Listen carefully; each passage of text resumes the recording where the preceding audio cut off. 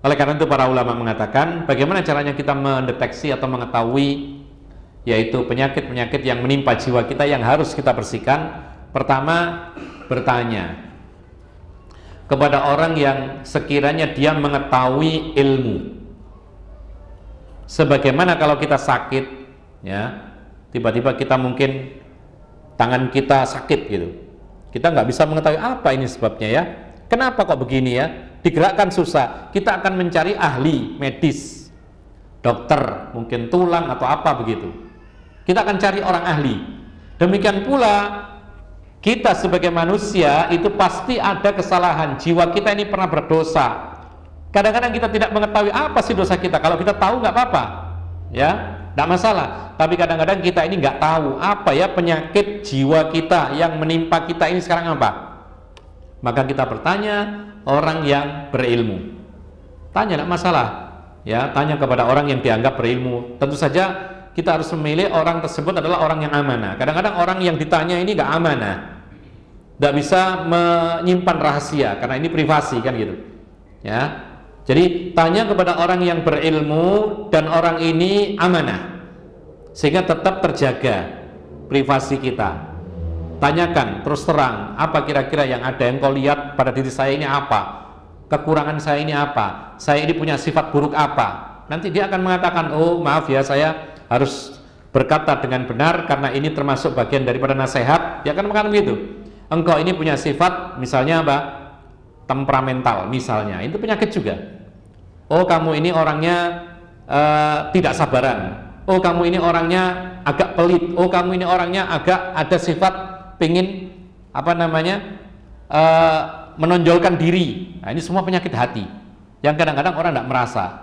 Jadi silakan bertanya kepada orang yang berilmu tentang kekurangan diri kita, penyakit yang menimpa jiwa kita, karena kadang kita tidak merasa. Lalu yang kedua, yaitu berteman dengan orang-orang yang pandai menasehati.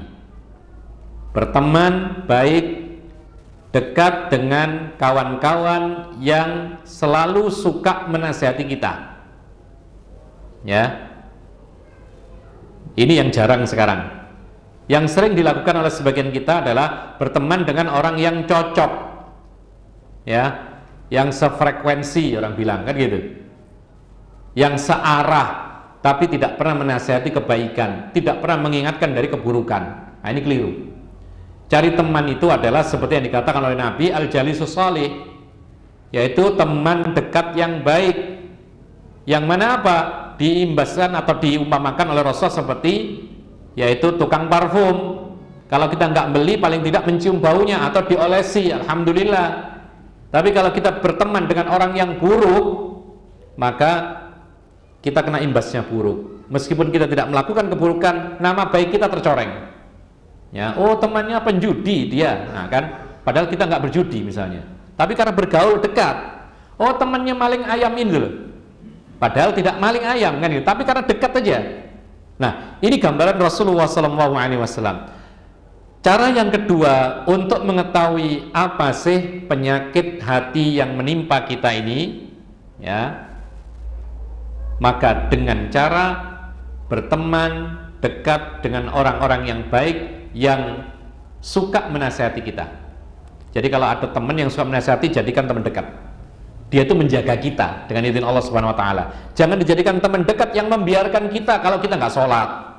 Ya, ada kadang-kadang kita punya teman dekat, tapi kalau kita ketiduran dibiarkan aja. Kalau kita nggak bangun subuh dibiarkan aja. Ini nggak layak dijadikan teman baik. Ya. Kalau kita mau berbuat dosa, pura-pura nggak tahu malahan, atau basa-basi.